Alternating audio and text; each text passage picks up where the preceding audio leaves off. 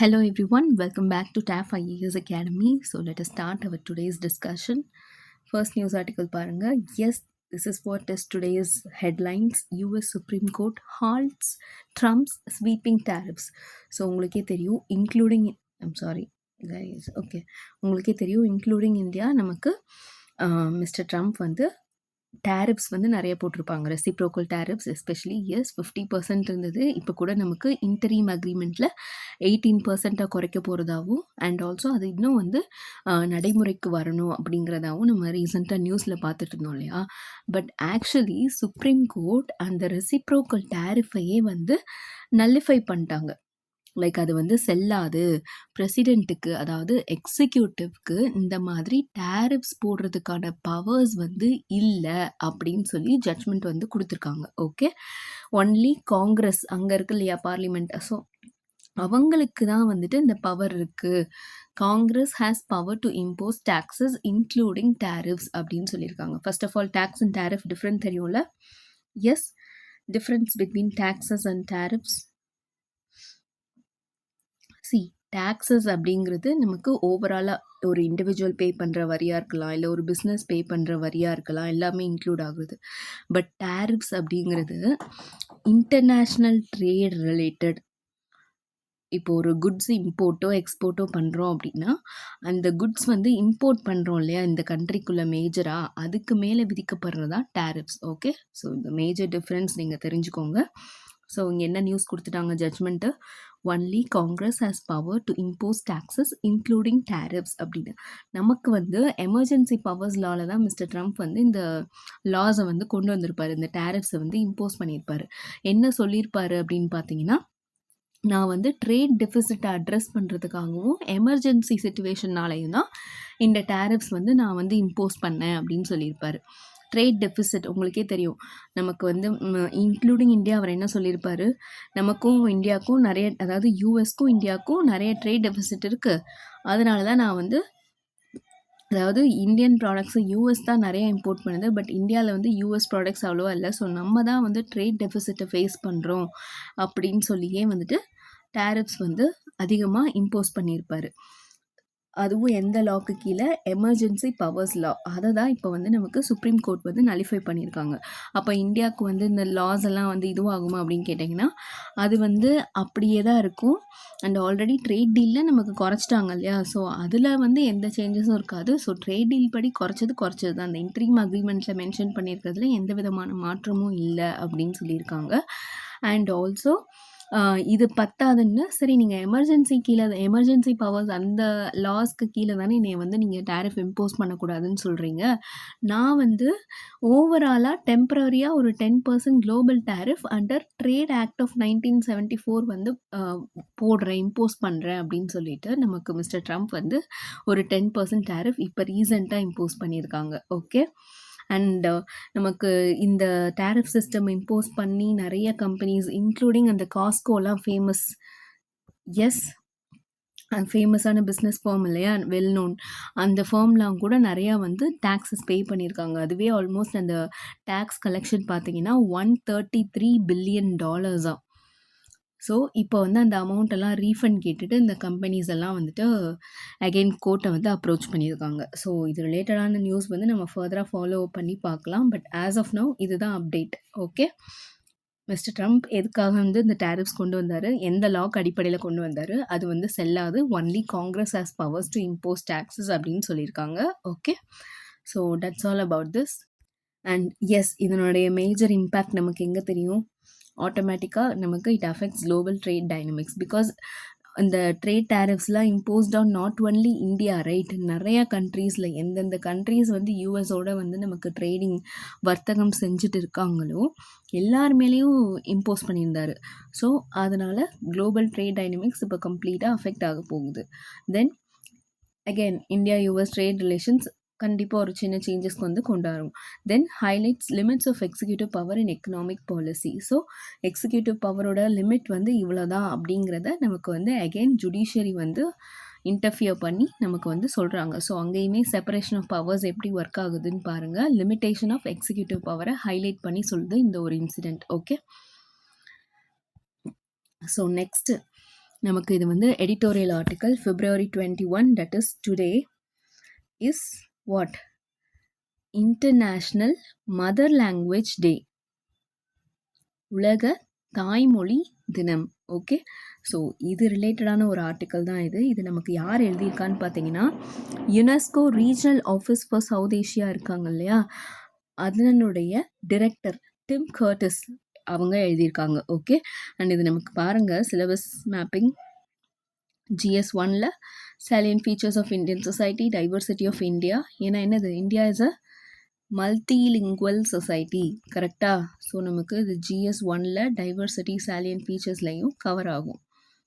Then GS2 social justice, issues relating to development and management of social sector services relating to education, issues relating to okay, I'm sorry, I think okay, same thing repeat ஆயிருக்கு. Okay, and இது ஃபர்தராக நமக்கு வந்து development policies of government, ஏன்னா நம்ம national education policy பற்றி படிப்போம். So date also comes at GS2. So இதுதான் நமக்கு syllabus mapping. Let us discuss. Before that நமக்கு வந்து ஒரு ஓவர்வியூ. இந்தியாவில் மொத்தம் எத்தனை மதர் டங், எத்தனை லாங்குவேஜஸ் இருக்குதுன்னு கேட்டிங்கன்னா அதுவே ஜாஸ்தி, கரெக்டாக? ஆல்மோஸ்ட் 1600 மேலேயே லாங்குவேஜஸ் இருக்குது. அண்ட் 1300+ மதர் டங்ஸ் இருக்குது.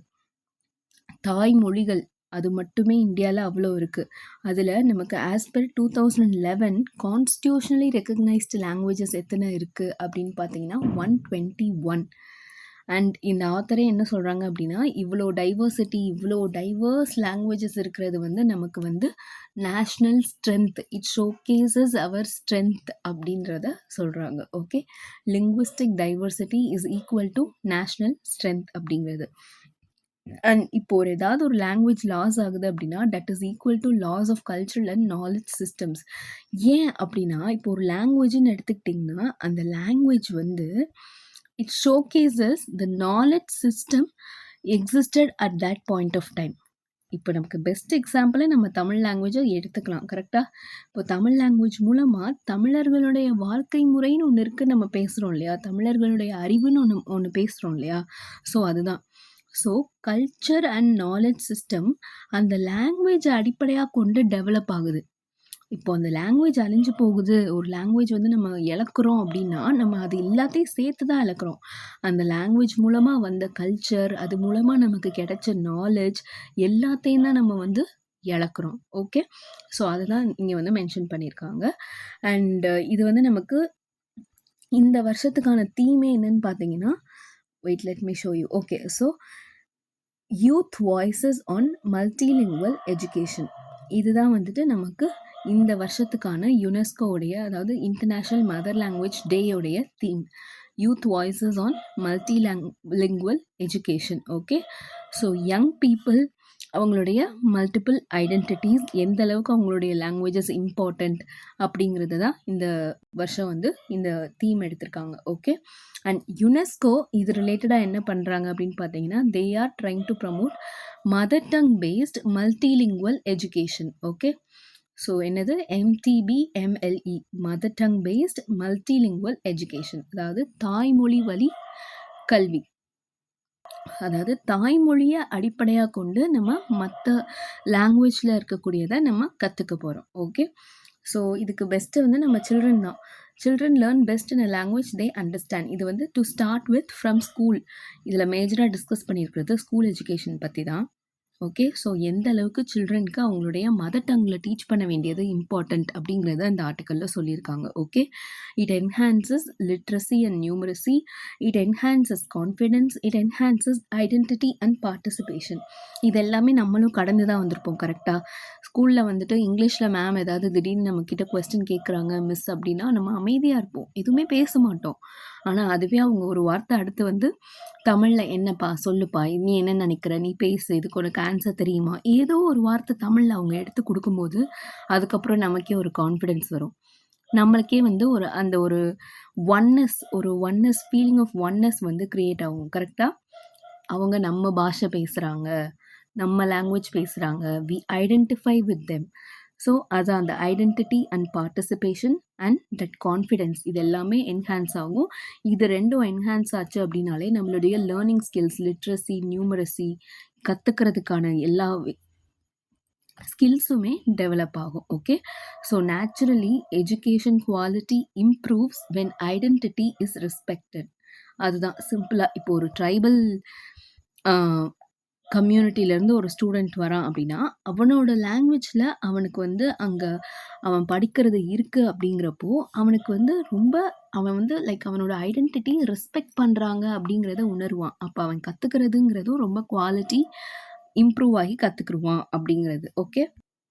அண்ட் எஸ் யுனெஸ்கோ பொறுத்த வரைக்கும் வருஷம் நமக்கு இந்தியாவுக்கு state of the education report for India அப்படின்னு சொல்லிட்டு நமக்கு ஒரு ரிப்போர்ட் வந்து பப்ளிஷ் பண்ணுவாங்க. State of the education report for India. Okay. இதுக்கும் வந்து நமக்கு ஒவ்வொரு தீம் வந்து வச்சுருப்பாங்க. ஸோ இந்த வருஷம் 7th எடிஷன். அதோட தீம் என்னன்னு பாருங்கள். Bhasha matters, mother tongue and multilingual education. So aligning with the overall theme. Okay. Youth voices on multilingual education அப்படிங்கிறது நமக்கு இன்டர்நேஷ்னல் மதர் லாங்குவேஜ் டேயோட தீம். யுனெஸ்கோ பப்ளிஷ் பண்ணக்கூடிய state of the education report for India, அதனுடைய theme என்ன? Bhasha matters, mother tongue and multilingual education. Okay. And இதில் நிறைய விஷயம் வந்து சொல்லியிருக்காங்க, நிறைய ரிசர்ச் பண்ணியிருக்காங்க. லைக் எவிடன்ஸோடு சொல்லணும், இது வந்து எந்த அளவுக்கு வந்து மதர் டங் இம்பார்ட்டன்றதை ஷோகேஸ் பண்ணுறதுக்காக இவங்க கண்டக்ட் பண்ண ரிப்போர்ட்டில் அவ்வளோ விஷயம் சொல்லியிருக்காங்க. என்ன மாதிரி பெடகாகி யூஸ் பண்ணணும், என்ன மாதிரி வந்து எஜுகேஷன் வந்து ப்ரொவைட் பண்ணணும், என்ன மாதிரி கொடுத்தா அது வந்து மோர் இன்க்ளூசிவ் அண்ட் ஈக்விட்டபிளாக இருக்கும் அப்படிங்கிறத நிறையவே வந்து ரிசர்ச் பண்ணி ஒரு 10 ரெக்கமெண்டேஷன்ஸ் வந்து கொடுத்துருக்காங்க. யாருக்கு? நமக்கு தான், to guide India. Okay. So yes, அதெல்லாம் இப்போ பார்க்கலாம். ஃபர்ஸ்ட் ஆஃப் ஆல் நமக்கு வந்து டேட்டா பாருங்கள். வேர்ல்டு லெவலில், அதாவது globally 25% learners lack access to education in familiar language. அதாவது அவங்களுக்கு தெரிஞ்ச லாங்குவேஜில் அவங்களுக்கான கல்வி முறை வந்து ஒரு 25% லேர்னர்ஸ்க்கு வந்து கிடைக்கிறது இல்லை. இது வந்து நமக்கு உலகளாவிய ஒரு விஷயம். ஆனால் இந்தியான்னு எடுத்துக்கிட்டிங்கன்னா அப்ராக்சிமேட்லி 44% சில்ட்ரன் வந்து அவங்க ஸ்கூலுக்கு சேர்ந்து அந்த ஸ்கூலில் வந்து படிக்கிறது பார்த்தீங்கன்னா அவங்களுக்கு தெரியாத ஒரு லாங்குவேஜில் தான் அவங்க படிக்கவே ஆரம்பிக்கிறாங்க. So in a unfamiliar medium. இது வந்து ஆஸ் பர் என்சிஆர்டிஸ் ரிசர்ச் இன் 2022. இது வந்து என்சிஆர்டியோட டேட்டா தான். ஓகே. இதனால் என்ன காரணம் ஆகுது? Learning gaps. Sorry. Okay. So learning gaps, அவங்க கற்றுக்கிறதுக்கு ஒரு தடையாக இருக்குது. கரெக்டாக கற்றல்லையே ஒரு குறை ஏற்படுது. Then drop outs, automatically they will feel left out. ஒரு பிலாங்கிங்னஸ் இல்லாமல் போயிடுது. So that leads to drop outs. Then weak foundational skills. நமக்கு முன்னாடி வீக் ஃபவுண்டேஷனல் ஸ்கில்ஸ் என்ன பார்த்தோம்? Literacy and numeracy. ஸோ பிகினிங்லேயே அது வந்து ரொம்ப வீக் ஆயிடுது. ஏன்னா அதுதான் நமக்கு ஃபவுண்டேஷனல் பேஸ் கற்றுக்கிறதுக்கு. ஸோ ஒரு லாங்குவேஜ் பேரியர் இருக்குது அப்படிங்கிறப்போ அந்த எஜுகேஷன் இன்இக்வாலிட்டி, ஏற்ற தாழ்வுகளையும் வந்து ஆட்டோமேட்டிக்காக கொண்டு வந்துடுது. I'm sorry guys. So next நமக்கு இந்தியாவில் என்ன ஸ்டெப் எடுத்தோம்? நமக்கு நேஷ்னல் எஜுகேஷன் பாலிசி 2020 நமக்கு கவர்மெண்ட் கொண்டு வந்தாங்க. கரெக்டாக அதில் ஃபஸ்ட் அண்ட் ஃபார்மோஸ்ட்டாக என்ன சொல்லியிருந்தாங்க? மதர் டங்கை ஏர்லி எஜுகேஷனுக்கு ஒரு இம்பார்ட்டண்ட்டான விஷயமா சொல்லியிருந்தாங்க. அதாவது ஏர்லி எஜுகேஷன், குழந்தைகள் வந்து அவங்களோட பிள்ளை பருவத்தில் சைல்ட்ஹுட்டில் அவங்களோட எஜுகேஷன் ஜேர்னியை வந்து ஸ்டார்ட் பண்ணுறாங்க இல்லையா, அந்த ஸ்டார்ட் பண்ணுறது மதர் டங்கில் தான் இருக்கணும் அப்படிங்கிறதுக்கு முக்கியத்துவம் கொடுக்குற மாதிரி தான் நமக்கு நேஷ்னல் எஜுகேஷன் பாலிசி இருந்திருக்கு. அதை சப்போர்ட் பண்ணுற விதமாக தான் நமக்கு national curriculum framework 2022 and 23 வந்து ஃப்ரேம் பண்ணியிருப்பாங்க. So what is it emphasize? It emphasizes on foundational learning, multilingual classrooms and teacher training. Because automatically நமக்கு வந்து teacher should be trained, right? ஏன்னா ஒவ்வொரு குழந்தையும் ஒவ்வொரு பேக்ரவுண்ட்லேருந்து வந்திருக்கும். And India is a multilingual country. கரெக்டாக டைவர்ஸ் லாங்குவேஜஸ் இருக்குது. நம்ம இப்போ தான் பார்த்தோம் எவ்வளோ லாங்குவேஜஸ் இருக்குதுன்னு. ஸோ ஒரு கிளாஸ் ரூமில் ஒரு 2 லாங்குவேஜ் தான் இருக்கும், 3 லாங்குவேஜ் தான் இருக்கும். அதாவது ஒரு 2 லாங்குவேஜ் பேசுகிற ஸ்டூடெண்ட்ஸ் தான் இருப்பாங்க, 3 லாங்குவேஜஸ் பேசுகிற ஸ்டூடெண்ட்ஸ் தான் இருப்பாங்க அப்படின்னு சொல்ல முடியாது. அவங்களுடைய மதர் டங் வேரி ஆகும் கண்டிப்பாக. ஸோ அதுக்கேற்ற மாதிரியான ஒரு லேர்னிங் ப்ராசஸ் கொடுக்கணும் அப்படின்றதுக்கான டீச்சர்ஸ்க்கு ட்ரைனிங், இது எல்லாமே நமக்கு நேஷ்னல் எஜுகேஷன் பாலிசி 2020 மென்ஷன் பண்ணியிருக்கு. அண்ட் இதுக்கு பெஸ்ட் எக்ஸாம்பிள் பார்த்தீங்கன்னா நமக்கு ஒடிஷா எடுத்துக்கிட்டிங்கன்னா உங்களுக்கே தெரியும். ஒடிஷாவில் ட்ரைப்ஸ் வந்து ஜாஸ்தி. எஸ்பெஷலி உங்களுக்கு ஷெட்யூல் ட்ரைப்ஸ் பார்த்தீங்கன்னா, அவங்களுடைய எண்ணிக்கை வந்து அதிகம். அவங்களுக்கான ஸ்கூல்ஸ்லாம் பார்த்தீங்கன்னா, நெறையாவே ஓப்பன் பண்ணியிருக்காங்க. ஆல்மோஸ்ட் அவங்க லேர்ன் பண்ணக்கூடிய லேர்னிங் மெட்டீரியல்ஸ் கிட்டத்தட்ட ஒரு 21 ட்ரைபல் லாங்குவேஜஸ்லேயே அவைலபிளா இருக்காம். யோசிச்சு பார்த்துக்கோங்க அப்போ. எந்த அளவுக்கு கவர்மெண்ட் வந்து ஒரு ஸ்டெப் எடுத்து அந்த ட்ரைபல் பீப்புளுக்கு வந்து எஜுகேஷன் வந்து ப்ரொவைட் பண்ணணும். ஆக்சஸ் டு எஜுகேஷன் வந்து இருக்கணுன்றதுக்காக ஸ்டெப்ஸ் எடுத்திருக்காங்க அப்படிங்கிறது. அண்ட் தெலுங்கானா எடுத்துக்கிட்டிங்கன்னா, திக்ஷா உங்களுக்கே தெரியும் மல்டிலிங்குவல் ரிசோர்ஸஸ் அவைலபிளா இருக்கக்கூடிய ஒரு எஜுகேஷன் பிளாட்ஃபார்ம். அத வந்து ஒரு இதுவா யூஸ் பண்றாங்க. இது ஆல்மோஸ்ட் ஒரு 90,000 ஸ்டூடண்ட்ஸ் வந்து பெனிஃபிட் பண்ணுது ஆக்சுவலி இந்த ஸ்கீம்ஸ் எல்லாமே. தென் இது போக நமக்கு PM E Vidya, AI paste Bhashini, then AI for Bharat initiatives, இந்த மாதிரியான நிறைய இனிஷியேட்டிவ்ஸ் மல்டிலிங்குவல் எஜுகேஷனை வந்து ப்ரமோட் பண்ணுற விதமாக இருக்குது. அண்ட் அப்பார்ட் ஃப்ரம் தட் நமக்கு டிஜிட்டல் டெக்னாலஜி என்டேஞ்சர் லாங்குவேஜஸ், அதாவது அழிவின் விளிம்பில் இருக்கக்கூடிய லாங்குவேஜஸ்க்கு வந்து பாதுகாக்கிறதுக்காகவும் நமக்கு இந்த டிஜிட்டல் டெக்னாலஜி யூஸ் பண்ணுது. ஸோ ஆட்டோமேட்டிக்காக நமக்கு டெக்னாலஜி எப்படி எந்த அளவுக்கு ஒரு இன்க்ளூசிவ் என்விரான்மெண்ட் வந்து க்ரியேட் பண்ணி கொடுக்குது பாருங்கள். Technology plus language is equal to inclusion simply. Okay, so நமக்கு வந்து இவ்வளோ லாங்குவேஜ் பீப்புள் இருக்காங்கன்னு தெரியுது. ஒரு சிம்பிளாக நமக்கு ஒரு டெக்னாலஜி க்ரியேட் பண்ணுறோம், ஒரு இனோவேஷன் மூலமாக கொண்டு வரோம் அப்படிங்கிறப்போ அந்த டெக்னாலஜி ப்ளஸ் லாங்குவேஜ் 2 பேரையும் இணைக்கிறப்ப automatically everyone is included, nobody is excluded. Okay, so அதுதான். ஸோ வாட் இஸ் நீடட் இந்த ஆத்தர் என்ன ப்ரப்போஸ் பண்ணுறாங்க, இன்னும் ஃபர்தராக கவர்மெண்ட்ஸ் என்ன ஸ்டெப்ஸ் எடுக்கலாம் அப்படிங்கிறதுக்கு. Okay, so clear state level language policy. State லெவலில் நமக்கு லாங்குவேஜ் பாலிசி கிளியராக ஃப்ரேம் பண்ணணும். Then better teacher recruitment and training. Teachers அதுக்கேற்ற மாதிரி ரெக்ரூட் பண்ணி அவங்களுக்கு அதுக்கேற்ற ட்ரைனிங் ப்ரொவைட் பண்ணணும். Then quality multilingual materials. So இந்த மல்டிலிங்குவல் மெட்டீரியல்ஸ் அவைலபிலிட்டி வந்து குவாலிட்டியாக இருக்கணும் அப்படிங்கிறது. தென் அதுக்கேற்ற சஸ்டெயினபிள் ஃபண்டிங் தேவை. And also there could be a mission on national mission on mother tongue based multilingual education. So இதையும் ஒரு இந்த மிஷன் வந்து ப்ரப்போஸ் பண்ணியிருக்காங்க. இதை வந்து செயல்படுத்தணும். லைக் இதில் வந்து நமக்கு அகடமிக் இன்ஸ்டிடியூஷன்ஸாக இருக்கட்டும், yes, then civil society, then technology partners, then again research institutions, government ministries எல்லாத்தையும் கோஆர்டினேட் பண்ணி ஒரு ப்ராப்பரான பிளாட்ஃபார்ம் உருவாக்குனா நம்மளால் இந்த multi language mother tongue based multilingual education வந்து ஈஸியாக அச்சீவ் பண்ண முடியும். And it is not only for learning purpose, but it is also to seek identity. So ஒவ்வொரு லேர்னருக்கும் அவங்களுடைய லாங்குவேஜோடைய இம்பார்ட்டன்ஸை வந்து நம்ம வந்து ரியலைஸ் பண்ணி சொல்ல போகிறோம். லைக் அவங்களுடைய லாங்குவேஜோட முக்கியத்துவத்தை வந்து நம்ம உணர்ந்து செயல்படுறதுனால அவங்களோட ஐடென்டிட்டி பாதுகாக்கப்படுறது மட்டும் இல்லாமல் அவங்க இந்த லேர்னிங்லேயும் பெஸ்ட்டாக வர்றதுக்கான வாய்ப்புகள் இருக்குது அப்படிங்கிறது தான் இந்த ஆர்டிக்கலில் சொல்லியிருக்காங்க. Okay, so that's all about this one. Next, India joins US-led tech alliance to build resilient supply chains. Okay, so உங்களுக்கு ரிலேட்டட் சிலபஸ் டேக்ஸ் கொடுத்துருக்கேன். ஃபர்ஸ்ட் ஆஃப் ஆல் அந்த குரூப்பிங் பேர் என்ன? Pax Silica. Okay, Pax means peace, Silica means silicon based semiconductor technologies. இது actually நமக்கு last டைமே இந்த scheme வந்து இந்த குரூப்பிங் வந்து அனௌன்ஸ் பண்ணியிருப்பாங்க. பட் இப்போதான் இந்தியா வந்து இந்த அலையன்ஸில் வந்து மெம்பராக ஜாயின் பண்ணியிருக்காங்க. ஸோ இந்த குரூப்பிங் எதுக்காக? To build a common supply chain for electronics and critical minerals. Okay, so ஒரு காமனான சப்ளை செயின், எஸ்பெஷலி நமக்கு to avoid China's interference or China's dominance in this field. சைனாவோட டாமினன்ஸ் அதிகமாக இருக்கக்கூடிய ரேர் எர்த் செக்டரில் நமக்கு அவங்கள பைபாஸ் பண்ணி நம்ம வந்து நம்மளுடைய காமன் சப்ளை செயின் பில்ட் பண்ணி ஒரு சோர்ஸை மட்டும் டிபெண்ட் பண்ண இருக்கக்கூடாது அப்படிங்கிறதுக்காக நம்ம வந்து ஒரு காமன் சப்ளை செயின் பில்ட் பண்ணி இருக்கணும் அப்படிங்கிறது தான் இந்த initiative.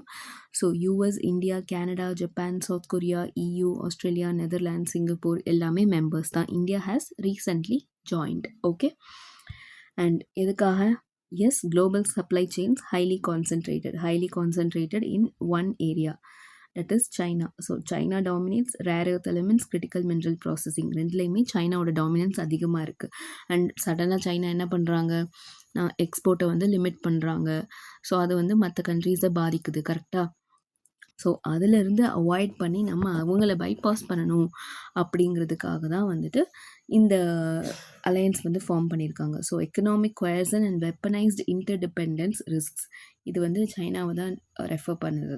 Okay, next strategic importance for India. இதனால இந்தியாவுக்கு என்ன இம்பார்ட்டன்ஸ் அப்படின்னு பார்த்தீங்கன்னா automatically yes it reduces dependency on China and it strengthens economic security and trade negotiation power.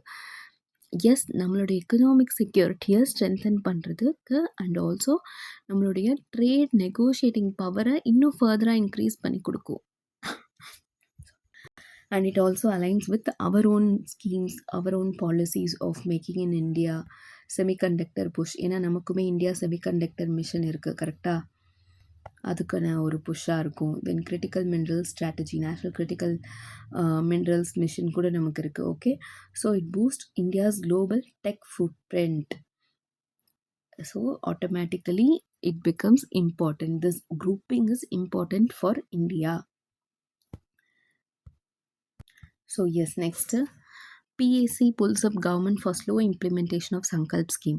இது வந்து நமக்கு பப்ளிக் அக்கௌண்ட்ஸ் கமிட்டி இருக்கு இல்லையா, பார்லிமெண்ட்டில் பப்ளிக் அக்கௌண்ட்ஸ் கமிட்டி வந்து இந்த சங்கல்ப் ஸ்கீமை வந்து ரிவ்யூ பண்ணி அதில் வந்து ப்ராப்பராக வந்து நீங்கள் வந்து சங்கல்ப் ஸ்கீமை வந்து இம்ப்ளிமெண்ட் பண்ணலை, அதில் நிறைய ஃபண்ட்ஸ் வந்து அண்டர் யூட்டிலைஸ் பண்ணியிருக்கீங்க அப்படிங்கிற மாதிரி இஷ்யூ வந்து ரிப்போர்ட் பண்ணியிருக்காங்க. எஸ்பெஷலி ஃப்ரம் ஹூஸ் ரிப்போர்ட், கேகோட ரிப்போர்ட்லேருந்து நமக்கு இது வந்து தெரிய வந்திருக்கு. அதை வந்து பப்ளிக் அக்கௌண்ட்ஸ் கமிட்டி வந்து கொஸ்டின் பண்ணிட்டு இருக்காங்க.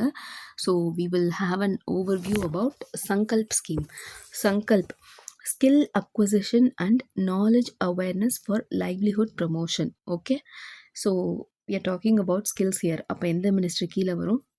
Ministry of skill development and entrepreneurship. Okay, 2018 இந்த ஸ்கீம் இன்ட்ரடியூஸ் பண்ணாங்க அண்ட் 2023 வரைக்கும் ஆக்சுவலி இதுக்கு வந்து ஸ்கீம் டைம் பீரியட். பட் அதுக்கப்புறம் நமக்கு 2024 மார்ச் வரைக்கும் எக்ஸ்டெண்ட் பண்ணியிருக்காங்க. அண்ட் இது வந்து சென்ட்ரலி ஸ்பான்சர்ட் ஸ்கீம் தான். நமக்கு வேர்ல்ட் பேங்க் லோன் வந்து கொடுத்துருக்காங்க இந்த ஸ்கீமில் லான்ச் பண்ணுறதுக்கு. ப்ளஸ் ஸ்டேட்டோட ஷேர் அண்ட் ஆல்சோ இண்டஸ்ட்ரியோட லெவரேஜ் 3 பேரும் சேர்ந்து தான் இந்த ஸ்கீமை வந்து இம்ப்ளிமெண்ட் பண்ணுறாங்க. ஸோ இந்த ஸ்கீமோட அப்ஜெக்டிவ் என்ன அப்படின்னு பார்த்தீங்கன்னா, to strengthen short term skill training through better institutional frameworks, enhanced industry linkages and targeted inclusion of marginalized communities. So short டேர்மில் ஸ்கில் ட்ரைனிங் ப்ரொவைட் பண்ணணும், அதுவும் ப்ராப்பராக ஒரு இன்ஸ்டிடியூஷனல் செட்டப்பில் இருக்கணும். அண்ட் ஆல்சோ இண்டஸ்ட்ரீஸோடு ஃபர்தராக அவங்கள கனெக்ட் பண்ணணும். அண்ட் இது வந்து மார்ஜினலைஸ்ட் கம்யூனிட்டிஸை போய் சேரணும். இந்த ஸ்கீம்ஸ், இந்த ஸ்கில் ட்ரைனிங்லாம் மார்ஜினலைஸ்ட் கம்யூனிட்டி பீப்புளுக்கு ஹெல்ப்ஃபுல்லாக இருக்கணுன்றது தான் கொண்டு வந்தது. அண்ட் ஆல்சோ இன்னொரு அப்ஜெக்டிவ் என்னென்னு பாருங்கள், to shift from input based to outcome focused.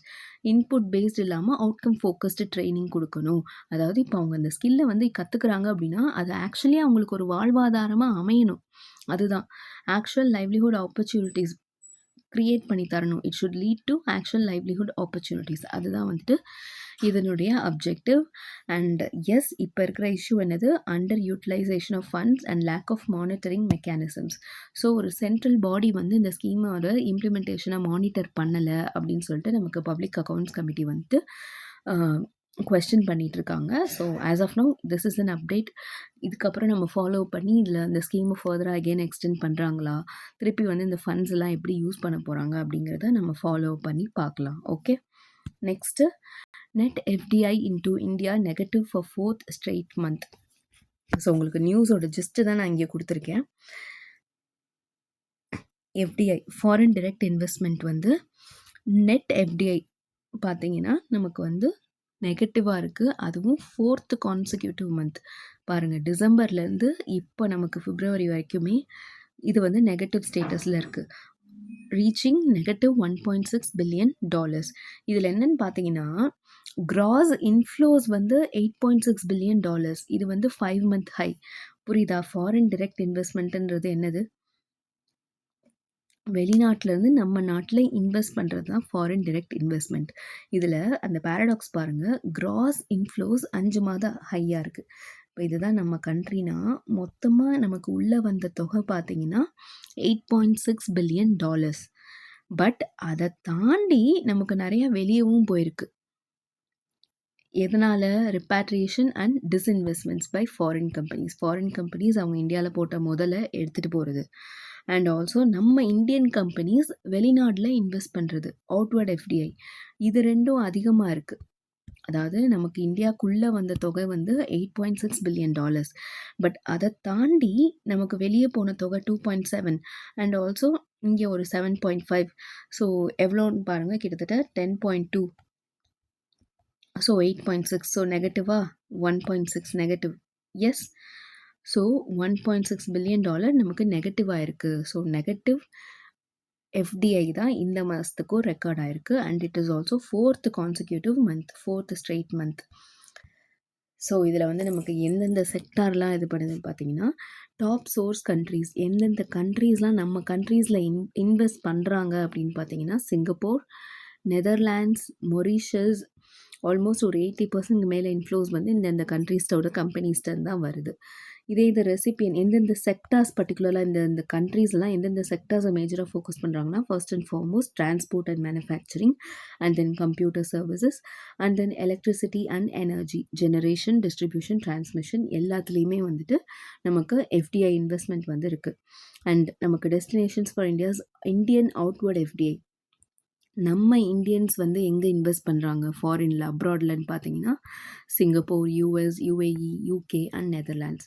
And அவங்க இன்வெஸ்ட் பண்ணக்கூடிய செக்டர்ஸ்னு பார்த்தீங்கன்னா, financial, insurance, business, wholesale or retail, trade, restaurants, hotels.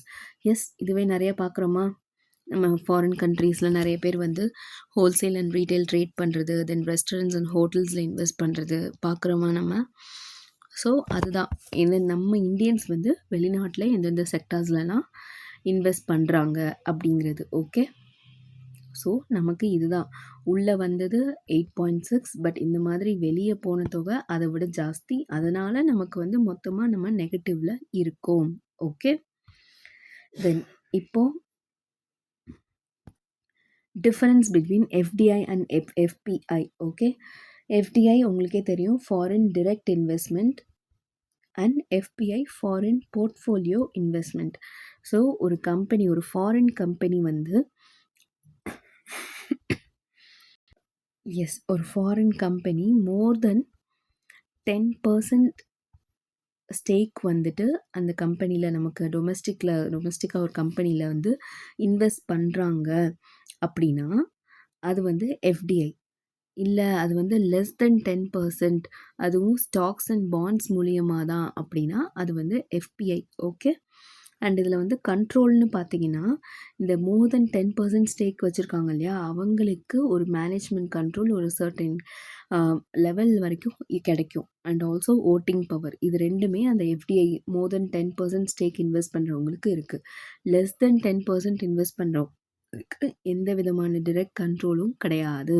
Okay, and இதோட நேச்சர் பார்த்தீங்கன்னா யூஸ்வலாக long term and relatively stable, harder to liquidate quickly. இது வந்து short term and volatile, often called hot money due to quick exit. எஃபிஐன்றது mostly உங்களுக்கு retail investors பண்ணுறதா இருக்கும். Okay, and எஃப்டிஐன்றது உங்களுக்கு ஃபாரின் கம்பெனிஸ் நம்ம இந்தியன் கம்பெனிஸோட மோஸ்ட்லி டைப் வச்சோ இல்லைன்னா அந்த இந்தியன் கம்பெனிஸோட ஒரு பார்ட்னர்ஷிப் வச்சோ உள்ளே வர்றது தான் நமக்கு எஃப்டிஐ. ஓகே, அண்ட் இதனுடைய இம்பேக்ட் என்னென்னு பார்த்தீங்கன்னா, இட் இன்க்ரீசஸ் ஃபிசிக்கல் கேபிட்டல், அதாவது அந்த actual factories, tech and job க்ரியேஷனாக இருக்கட்டும், இது எல்லாத்தையுமே.